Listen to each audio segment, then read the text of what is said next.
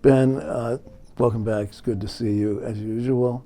And you Thanks, look John. like you're in a great mood and everything today. You're in a talkative mood, Yeah. which is good. And we've been dealing, recently with issues about a previous girlfriend and about about numbers of ones, and how that relates to your feeling of loneliness, which I've always found it a little bit hard to gauge because you're in good shape, you got a good job, you had a good family, and so forth. And yet still, obviously it shows how persistent loneliness can be. Yeah, where to start? Well, I think you don't feel the loneliness until you have the time to feel it. And I think if you're engaged in activity, we've talked about a lot about flow, right? Yes. And if you're working a job and you feel like you're driving towards a goal, and while you're in that game or flow state, you're not thinking about, oh, I'm not talking to my friends and family, etc. Right. Because you're moving towards a goal. Yeah. And it's not until things slow down, or that you start to feel like, okay, I'm where I want to be, or you want something out, you start to feel that goal is not fulfilling you in what you need. Yeah. Wait a minute, such as like, I think when you realize that, like, for example, we have a long weekend this weekend, right? Yeah. And when you're working all the time, it's no problem. You have a weekend, maybe see one or two friends. And I think that a lot of my social time has been, I fill it with the person I'm dating, and then I'll like co-opt their friends, because as we've kind of discussed, like, I think women are better than men at making connections. Right. So what do you think about all these people who plan everything in advance? They've got their Memorial Day weekend planned from many months ago. They're filling it up with activities. I think you need to do that, but it is hard, because I think we were talking about a little bit like the third spaces, right? Yeah. We've lost the third spaces. Right. Having those places to kind of meet people at, randomly. Yes. Is something that's starting to, I wouldn't say die off, but it's not. Well, it's not so prevalent. It's I think that finding those structures, it takes a little bit more digging. Well, I'll give you an example. Like, this morning I went to this running club for the first time. And did you already go running? Yeah, I went running this morning. Okay. And it was good. Like, I ran 11 miles, so that was like longer than I've run in a long, long time. Okay. And at a good pace? It was at a good pace. It was? Yeah. And I think when we finished, we like went out for breakfast with the rest of the group, and like we're talking, and like that feels good, but there is this piece, and then maybe we can go to that quote right now. Yeah. To just talk about, like, what are we really looking for? Right. What are you trying to fill? Above all, we seek the sensation of feeling fully alive that is triggered when we experience connecting. And so I think, like, when you're reaching out for friendships, like, that's partially what you want to feel seen, you want to feel like you're with people, like you have a sense of community. Did you feel connected? In what way did you? Or during it, I felt, there was periods of time where I felt connected. Yeah. Okay. You didn't know any of these people? Not before, no. Yeah. Okay. And so that was that felt like progress. But then I think the hard piece is then the follow up, and like continuing to invest in those relationships, even though they feel and the initial effort may not feel like you're getting into that connection. You mean like because it was more superficial? Well, meaning it's a first interaction. Yeah. And like friendships take a while to build and feel. And even when you have a long-term friendship, there's like people are complicated. Yeah. That's why I'm a therapist. Yeah. Here we are. That's right. We're unraveling the complications. It can feel like you're wasting time, I think. There's like so much of a productivity culture, especially in America, of like, you know, if you're not kind of hustling, if you're not, like, what is this getting you? Like, in terms isn't that of, transactional? We're always, you know how I feel about transactional approach to life. Yeah. And people are using my clients in your age range, not you, but others, are using productivity in like every sentence. It's like a measurement for almost everything. Yeah, well, I think it's like, I think we feel the pressure of how competitive it is. Yeah. And there's a lot of change and a lot of uncertainty. Yeah. And do you think you feel more pressure in that way than your father did when he was about your age? I think he probably felt the same pressure. He grew up working class. Yeah. But I think that the path was simpler. Yeah. For him. Well, that makes it less meaning like his role, I think, was simpler in the sense that like he was like, I'm gonna work really hard, I'm gonna get an advanced degree, I'm gonna put all my all into my job, form a relationship, and then that's gonna be it for me. Yeah. And I think our generation has, you know, well, it's just way more dynamic, I think. Yeah. Like, I think we're not, we're moving around more. Oh, yeah. Yes. At least in my experience, like, I think the loneliness piece comes in parts because, like, I've invested time in friendships and where I was living previously. Oh, yeah. And then you move around. Yeah. And all those connections, which were deep, you then are having these conversations over the phone or Zoom, and like you can go and visit these people. But it's not the same. It's not the same as not being in person with these people. And yeah, I think that there's that. And then you, like, you know, when you finally settle, you're looking for, figuring out the friends that you want to have. And I think, you know, the other piece is like, finding friendships that are going to be supportive of you and not deteriorate, you know, because it's so competitive. Like, if you're working, you know, if I go out and I drink like heavily, like, I'm not functional the next day. Yeah. And I think like a lot of the social culture is around that. Like revolves around that sometimes. Well, in terms of like the people you met today in the biking group, how do you see yourself going from this initial, you know, meeting, initial interaction, to actually trying to develop a friendship? Yeah, I think that's not easy. That's I think the hardest piece is like, I've done a lot of classes, groups, whatever, and I think taking that next step of like, okay, I'm in this environment, like, now let's try to set up some time outside of this environment to hang out. Yeah. Now you guys did the whole group go? Yeah, we went for breakfast afterwards, the whole group. Okay, and what did that feel like? That felt good. You know, it was like, there was definitely a piece to me that was thinking like, okay, like, you know, what people, like, trying to figure out like, okay, which people am I really connecting with? Like, is there a friendship that I can see here? Yeah.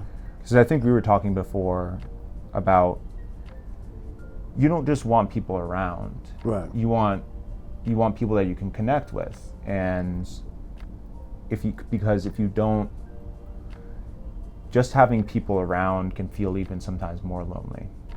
Yeah. You just feel like you're kind of, when they're not when they're not really connecting with you. Yeah. When they're not connecting. Do you feel like people were attracted to you, other people in that group? Yeah, I think I felt like I fit in. Yeah. Yeah, and that was a good feeling. Yeah. I mean, I think honestly, like what I've started to do, and then what's been helpful is like just being willing to be vulnerable Yes. and honest about what you're looking for. How do you do that? Well, I just say hard, yeah. like what I'll say is like, you know, just straight up like, hey, like the first 2 years, I moved here 3 years ago. First 2 years, I was working all the time. Yeah. And I had And COVID was going on. Yeah, the end of COVID. End of COVID. Yeah, and I didn't have time to make friends, and so I'm looking for friends. And Could you say that up front? oh yeah, yeah, You did? Yeah, I've Okay, said that that. makes you unusual to do that, And doesn't it? yeah, and I think, you know, I've also had some success lately with this group I go to bachata classes with, Oh, where like right, I right, had gone to this poetry thing, and like I bought this guy a beer. Like he was one person. Like there's been a couple people in my life Yeah. where I just feel their energy, and I'm like, this is a person I want to have in my life. And when you have that, how much that, so we're talking about friendship and meaning, and then the connection to loneliness, and you were saying, of course, you can be around people Yeah. and still feel lonely, but Yeah. in terms of like your efforts and the sort of initial payoff, so to Yeah. speak, with these people, then how much does it overcome or mitigate loneliness for you? Yeah, well, I think it definitely helps when you make a connection and you feel like you're, because it's like almost like your brain is keeping a tally of like your ability to be social and be integrated into like the social community. And I think the more success you have at that, the more confident you feel, the more, and it's like at least in my experience, I've never found I can lie to myself. In terms of like saying like building myself up to be something that I'm not. Like lying to yourself or lying to others? Well, just like, you know, maybe the positive affirmation stuff. Like I think I can stop negative self-talk. Yeah. In the sense of like saying like, oh, like that thought isn't necessarily true just because I'm struggling here. That doesn't mean. But the reverse also I struggle with, because it's like some of that's also not. It's like, you know, saying like, oh, you're amazing to yourself, like in the mirror. I think that's inauthentic sometimes. And you might be saying that to yourself in the context of a group. Yeah, if you're like trying to, well, if you're feeling lonely. Yeah. And you're trying to say to yourself, oh, I'm like, it never helps to deny the feeling. Oh, yeah, yeah. Well, like, going back to the thing about meeting people, what's the difference for you in the likelihood of it going further, in meeting like the person at the poetry and going out with him, or this group today? How much difference is that for you? I don't know if I see it so much as well, I think in the case of the guy I met through bachata, we kind of had an instant connection over certain topics. Right. And like the conversation just flowed. Whereas when I was with this group, it was more, these were people that were my age, so they were in like, we had relatable things to talk about. Right. But I didn't feel necessarily the energy that I think it's a lot of it's energy. Energy maybe isn't the right word, but like, well, it's the right word, but it's not specific. What I've found is also like finding people that have the skills that you don't have is also really useful, because this guy's very extroverted. So it's not a strain for him to be like sending out 10 or 12 texts about to a bunch of people to say like, hey, let's meet up here. Whereas I think for me, I'm a little bit more on the introvert side. Right. So like making that effort to try to reach out is more intense. And when it becomes hard to do that, are there periods where there's been less interaction and you're thinking about reaching out, but you don't? And then what does that feel like, if that happens? Or you don't know who to reach out to? I think lately, what I've realized is you have to like as long as you don't have, like, when you're in this period of 25 to 35, like, you just have to get out and do stuff. Right. You have to be out there. Right. You're not going to meet people watching YouTube videos or being in your room, like doing, just like doing, and it's okay to have that time, but I think some of it is literally just the reps. Like that's kind of been my conclusion of just like, you just... The repetition, you mean? Or just the amount of opportunities that you give to be exposed to potentially people out there. Because, and I think just finding the little niches, like where it's like, okay, this is like a place where people are also looking for what you're looking for. But you don't know in advance, right? You don't know in advance, and you're gonna have to try stuff. So another example is like, I went on this, I tried this Bumble BFF date thing. And the FF is what again? BFF, best friends forever. Best friend forever, right? Bumble BFF. Yeah, right. And so trying that and meeting this guy, we went out for to watch this NBA playoffs game, which was fun. Yeah. But it was like, I did come out of that, like, it was I had a fine time. Yeah. But I did feel at the end of it, I was like, this is not something I normally would spend 4 hours on. Yeah. And it feels like a waste of time. And so, on like, the productivity scale? Yeah, on the product. Well, it's just like, I wasn't getting what I was looking for more so. It's like, okay, this is, and like the person and I didn't connect. Right, you didn't have enough in common. We didn't have enough in common. And so like, and I think that's the hard piece, is just allowing yourself to not beat yourself up. Oh yeah. For like making the attempt. I think sometimes like we can really be hard on ourselves for like trying to reach out, and we can wind up feeling worse than if we hadn't tried in the first place. But ultimately, that's the only way you're gonna to solve the problem. Yeah. You need to make the effort. Well, one of the things is that, and maybe not true for your dad, was that at work, there's so much that, there's so many rules that prevent people from connecting in many work situations. Yeah, I think it's gotten more restrictive in the language, maybe. And like, also, interaction, right? In some sense, this is a modern problem. Like 100 years ago, like when people were working in the mines, like they weren't worried about loneliness, like this. So like in that sense, like it's a good problem to have, but at the same time, it's a more complex problem, because like everything is fine. Yeah. Ultimately, in terms of your bodily function, but we are social animals. Yes. And like, we don't feel right unless we have people around us. But I mean, in terms of a corporate work situation like you do, right?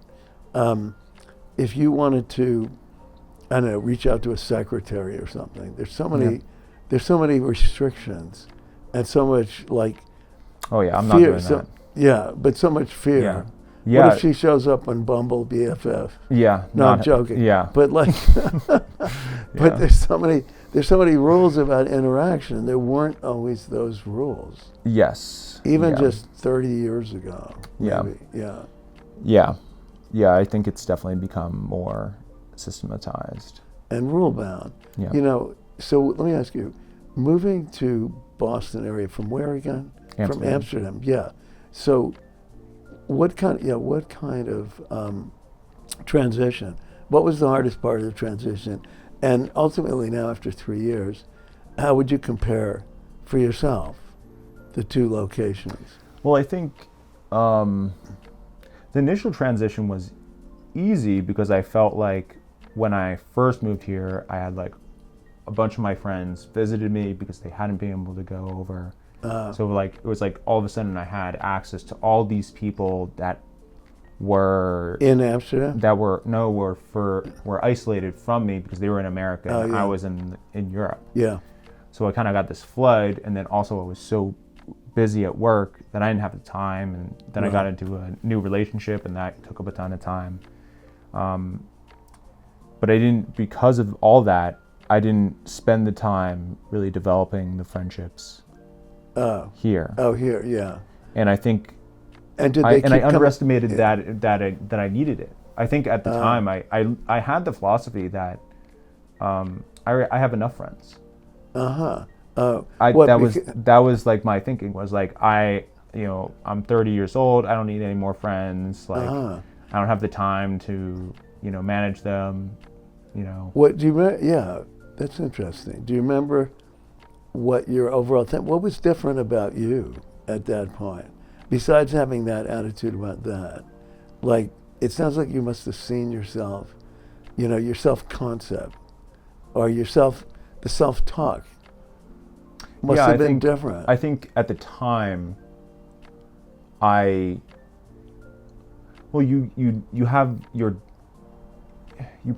can't probably prioritize everything at once. And I think at that time,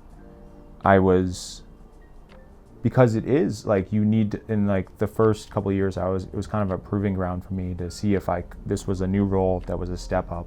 Right. And I needed to grind, and like the job was a new role. Yeah. Yeah, and if I hadn't, I wouldn't have made it. Yeah. So there's sometimes it may have been a necessary sacrifice, and I don't regret that period. Right. So during that, you weren't focused very much on the friendship issue. Yeah, I think I knew what I needed at the time, but then you get to you start to feel like, okay, is this all there is? It's like I have this meaningful job, and it's like I'm getting fulfillment there. Right. But it's like, is that it? Am I just gonna work for 40 years, then kind of retire and then have friends that live in other places and then go see them? Or do I want to continue to grow and develop friendships that are deep and meaningful, and new friendships, and like, because I think that was my mistake, was like it's just a little bit arrogant to think you don't need any more friends. Right. But was there a chart on your in your living room on crossing out the number? Yeah, check off boxes. Yeah, check off boxes. No, but so when you were back in Amsterdam, because I'm always thinking a lot about comparative cultures, comparative sociology and stuff. Like, obviously, I guess Amsterdam is more communal, maybe, and less individualistic. Yeah. I think it is communal, but like it's communal and you have more free time because the work culture is different. Right. But at the same time, what I found, and what a lot of the expats that I interacted with found, was the people that had grown up there. You mean who were Dutch? Yeah. Yeah. They had their friend group that they had since childhood. Yeah. And it's hard to integrate into that. So most of my friends were international. Okay. And that's not a problem. Yeah. Like Amsterdam is a very international city, so it's easy to meet people. But I think they do a good job of allowing people the time and the space to. You mean the society? Yeah. The way it's structured. Yeah. Yeah. Like give time for friendships. But it was an adjustment for me. Like there was a part like in the back of my mind, like sometimes when I was chilling, I was like, this is a little too much chilling. Oh. Yeah. There's too much downtime.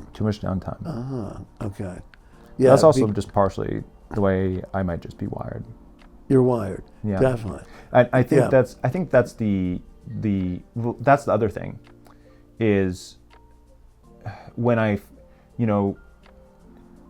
even for like the productivity thing, right? If like I wanted to be the most productive I could be in Amsterdam, in life. Oh yeah. Right. If I wanted to do the most I could. Yeah. There's a certain like if I'm lonely. Yeah. I'm not as productive. Yeah. Because there's because like there's like a certain point, even if you're like a workaholic. Yeah. Like you need a couple hours out of the day where you can. Yeah. Unwind and. Unwinding through through media consumption, right, is not as good. Obviously, it's not as good, right? Because there's no relationship. It's this it's not I mean, I guess it is dynamic in that it's trying to keep you on it. We've been talking, in therapy about the epidemic of loneliness. There's widespread, and even among groups that you wouldn't think would be challenged by it. And he's very focused, or the report is very focused on the explosion and overuse of social media, the internet, the iPhones, and everything. Yeah, the impact of technology. Yeah. Nearly all teens and adults under the age of 65 say they use the internet. Americans spend an average of 6 hours a day on digital media. Yeah, so where? 1 in 3 report they are online almost constantly. So where would you stand in that? Not as bad as, I think.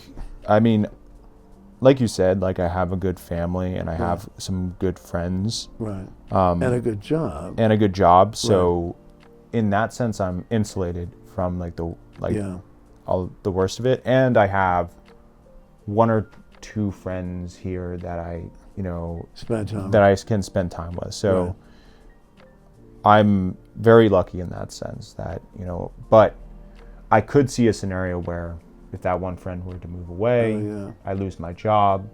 Like, there's like these pillars in your life that you kind of keep stable. Yeah. And if one of those disintegrates, then the other 2 are kind of under strain more. And then, if you lose 2 of them, now you're in really big trouble. So you're vigilant about it.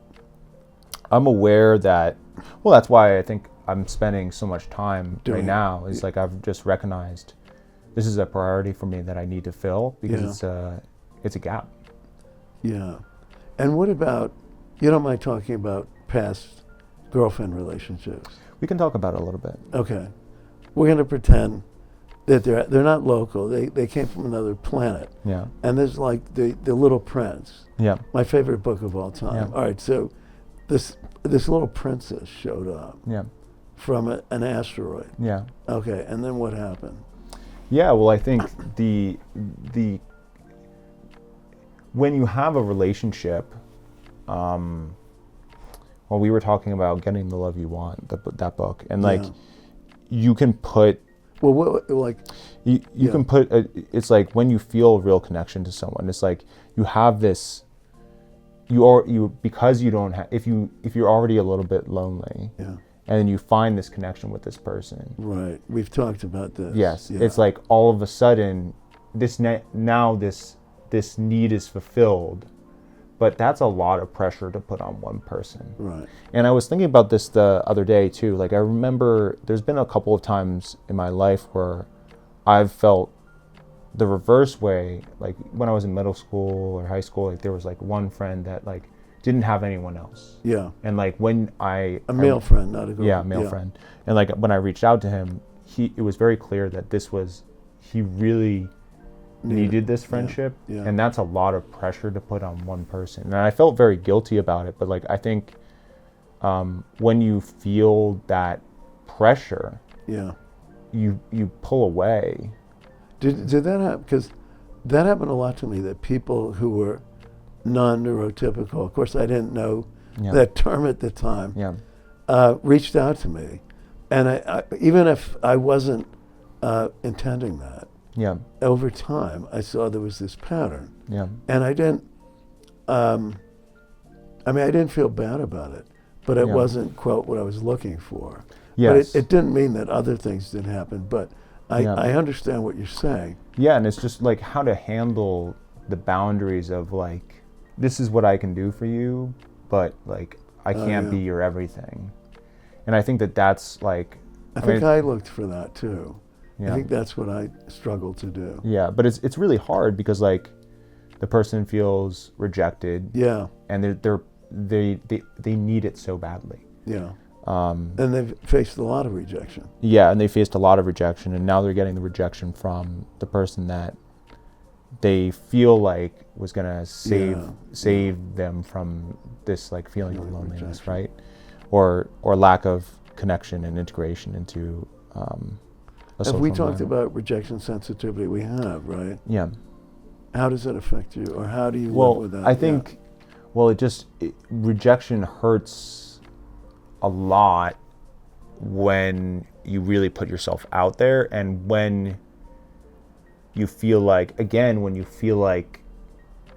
it's sort of like this weird situation where, like, unfortunately, the more you need to reach out to try to do this, the worse the rejection is going to feel, because you're feeling this need for a connection positive more. outcome.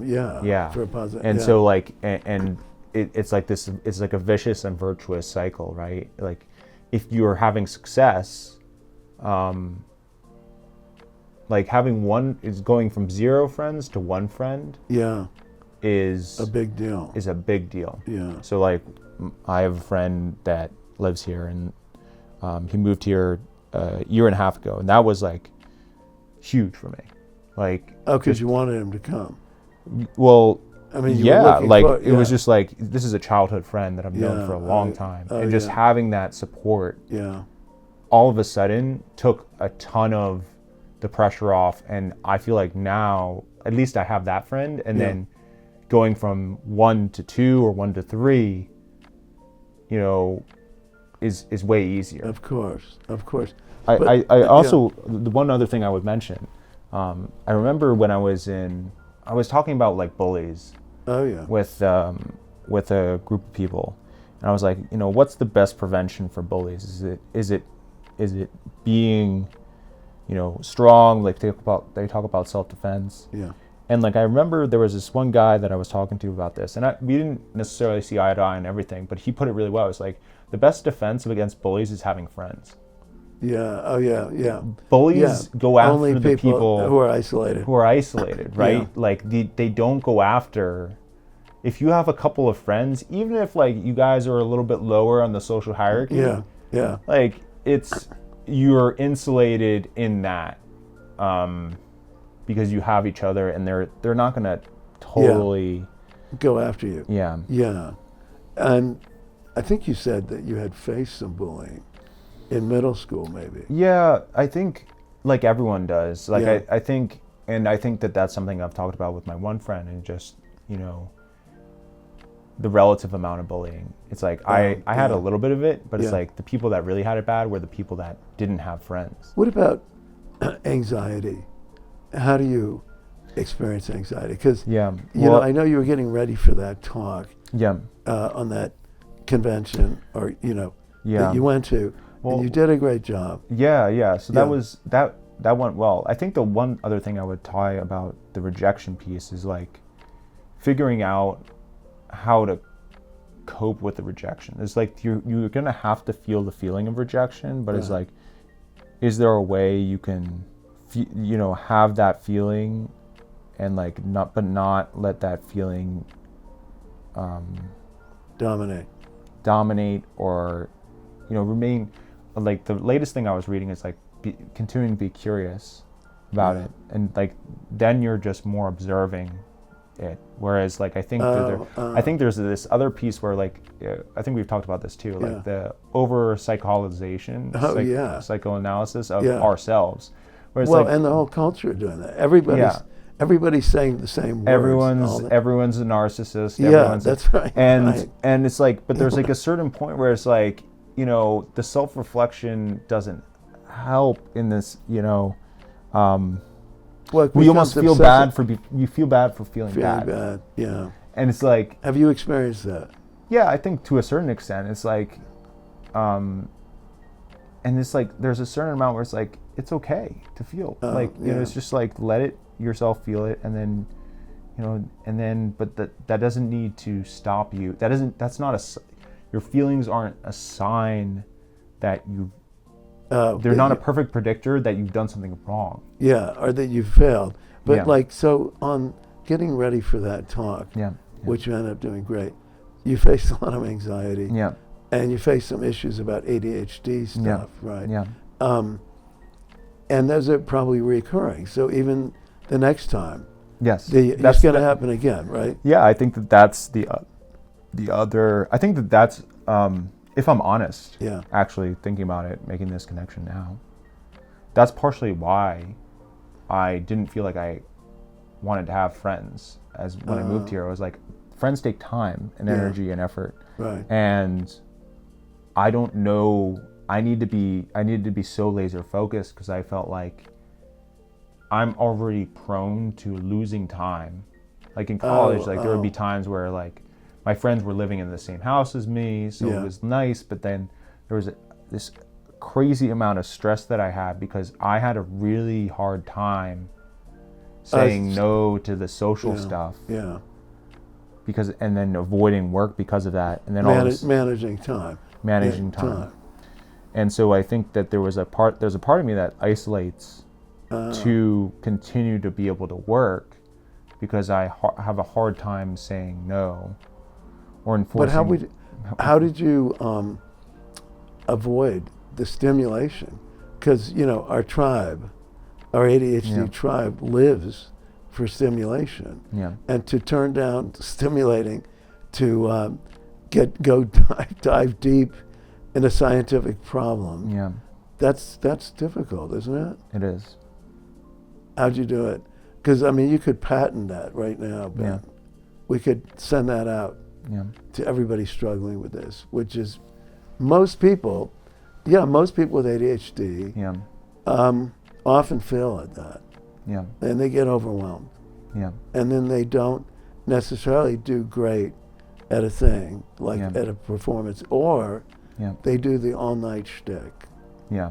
Did you do any all-nighters? At least I've learned that I can't do that. Oh. I've learned that because like once my sleep gets messed up, then I'm really in big trouble. Can you go to 3 a.m.? No. What's that about 2 a.m.? I can go to like 1 a.m. Okay. And even that's a stretch. The best thing is like if I have a bad day, just try to restart the next day. Like don't try to burn the midnight oil because it's not a sustainable cycle. Right.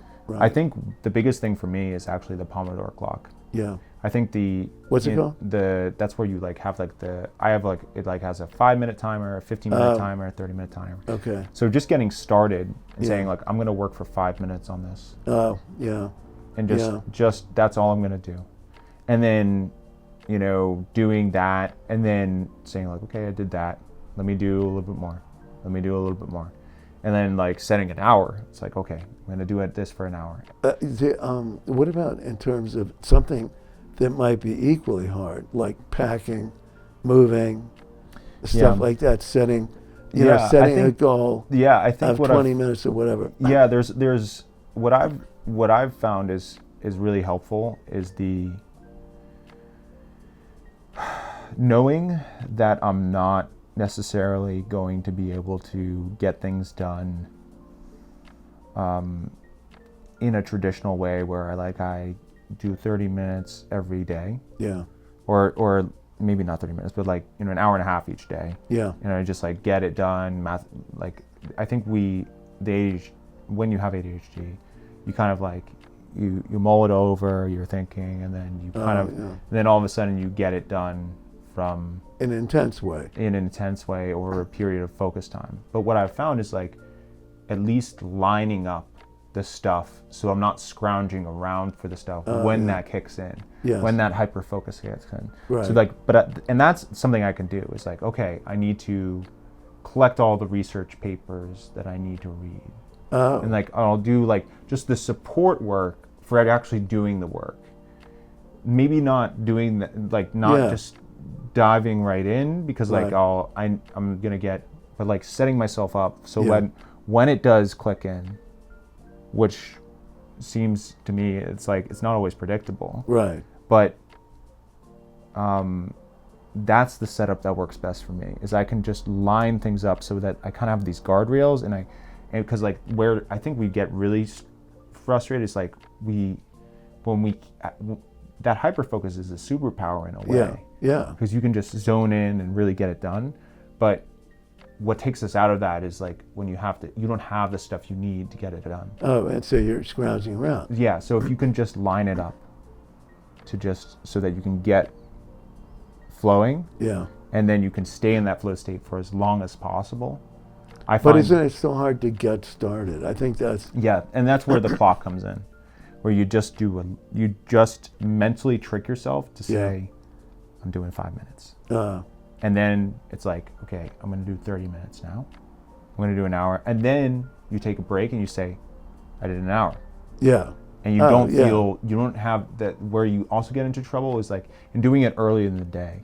So like you can feel like you already got stuff done, and that negative voice in your head that feels the shame, the guilt, wherever, it's like, oh, I'm not doing what I'm supposed to be doing. Right. Then that in itself is a self-fulfilling prophecy. Like once you start really being hard on yourself, then it becomes really challenging. But if you can kind of get that first win, now you got the momentum, and then you can keep going. Yeah, did you ever find when you were like an undergrad, well, even now, you read a page and you realize you haven't absorbed anything? Oh, yeah, all the time. That still happens? That still happens. Like, I find, like, my mind will just, like, be thinking about something else. Yeah. Oftentimes that's what happens. And that I don't know if I've found a solution for yet. And when do you realize that you haven't absorbed? After you've... Usually it's like by the end of the paragraph. Yeah. Oh, okay. Like I just like be like, oh wait, I'm not even thinking. My eyes are there, but my head is in a totally different place. Right. And just, I mean, what I do is I just like kind of go back to, okay, this is what I'm just gonna read this paragraph again. Yeah. And take my time, really try to focus on visualizing what they're talking about. Yeah. And whatever is in my head, I just say like, okay, I'll think about that later. Maybe I'll even write a note in my notes. Like, so like, it's like, I'm acknowledging the thought. Something that's been distracting. Yeah. Yeah. Yeah. But not saying like the thought, just because the thought occurs doesn't mean I have to deal with it right now. Right. What about the state of flow? We've talked about that a lot. That's what we're all aiming for. Yeah. What are some things that you can recognize at the time even where you're feeling it? Or that you think about it after? Like running today, you ran, what'd you say? 11 miles. Okay, which is longer than you have? Much longer. Much longer. Okay. What was, tell me about that in relation to flow. Yeah, there was like a period of time when I was running there where I felt totally in the moment, and I felt like I was in the right place at the right time. That's what I feel like it feels like to me. Yeah. Is being in the right place at the right time. God, I used to say that so often in my life. I used to say it in terms of meeting a woman. If I'm in the right place, I mean, this is way back in my 20s. Yeah. But that's when you could go to somebody, you could show up at a party without doing any planning in advance, right? But get back to, if you can say a little bit more about women in your life and how it's affected the issue about loneliness or not, and how putting too much in the issue of that experience can end up being problematic. Yeah, well, I think that a good partner allows their partner to have their own life. Right. Like there's a difference between interdependence and dependence. And if you're relying on your partner to do your social work for you, that's actually you're stealing their friends. And say a little bit in your mind about the difference between interdependence and dependence in your life. Interdependence, I think, is when you have two people that are supporting one another, that love one another, but at the end of the day, they're okay without one another. Yeah. They don't, their survival or their like meaning, their sense of self is not dependent on being in the relationship with that person. Or even being in the moment with that person. Yeah. I mean, well, and how, if you can talk a little bit about how you've wrestled with that very recently. Yeah. That whole conundrum. Well, I think, like, and this goes back to getting the love you want. Like, I think reflecting on it, like there's like certain personality types that I think attract me to certain women. Like, you know, there's because of like the people that I gravitate to because of, you know, the parents that I was raised by, because of like the other supporting figures.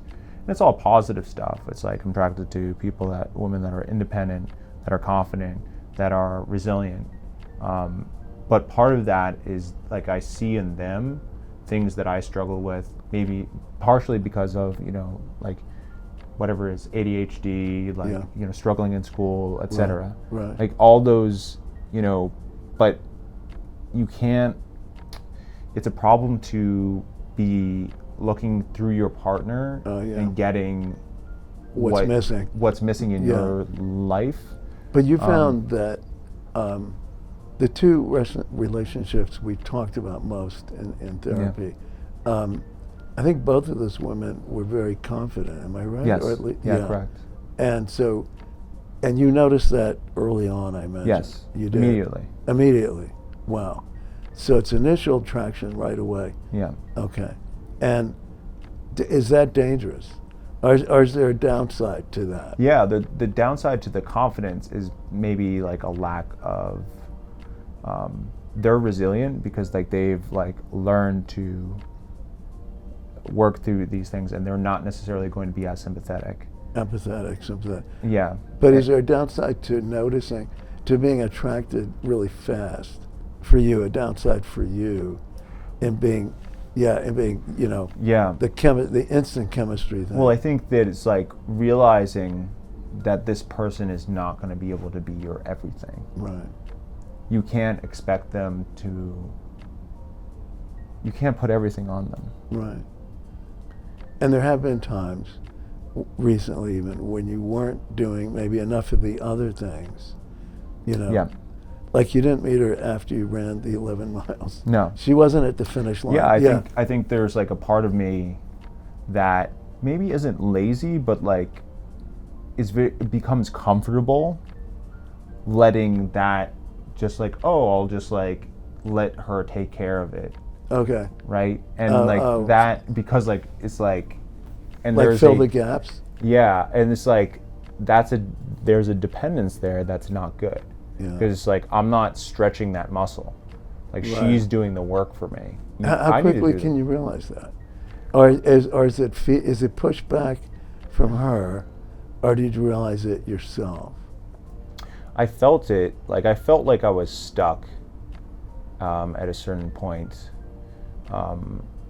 In the previous relationship, I didn't feel this as much. This was more than just the current relationship, that I felt like, like I'm comfortable because I'm getting what I want right now, but it's not, it was more and more I felt like there's a difference between need and want. And it was like, it's more like I was just like satiating the need, and then immediately afterwards it was like, okay, now it was more of like an addictive craving, where it's like, because like the behavior I was doing I wasn't conscious, I wasn't building skills anymore.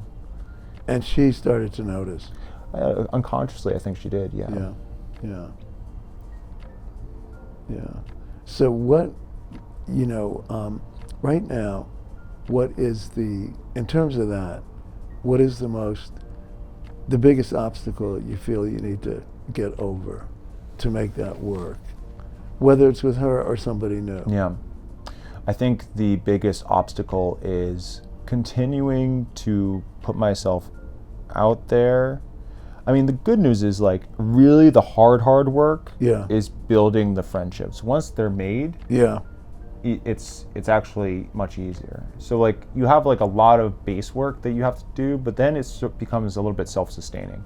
No, but you're talking about the friendships outside of the and I think that's the main thing, like that and we've also talked about having a vision for what we want, and negotiating it and being honest about it, and being, we talked a lot about working in parallel, right? Going in parallel for a goal, right? as opposed to this, Yes. as opposed to too much, Yes. you know. Like focusing on what the person is doing wrong. Yeah, or Like or not just and how they're not meeting your needs.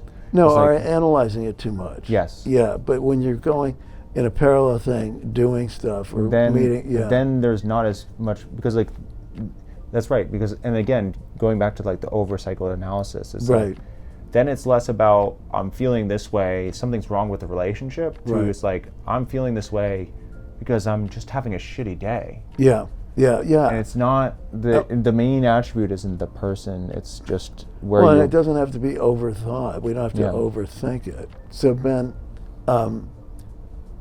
I'll see you next week. I know that Yeah. you're working on these things. You can run all the way from Somerville to get here if you want. I'm not doing that. You're not. I've done enough running for today. No, next week. Oh, Yeah. I don't do that. Yeah, You're not I sure. think I'm You good for a can't while. guarantee that. Okay. Yeah. I wish you the best. Well, I'm going to see you next week, and we'll keep working on that. Yeah, we'll talk about all the things that we didn't talk about today. Yeah. Right. I'll try to find a list. Sounds Okay. good. All right, man. It's been good. Yeah. Okay. All right.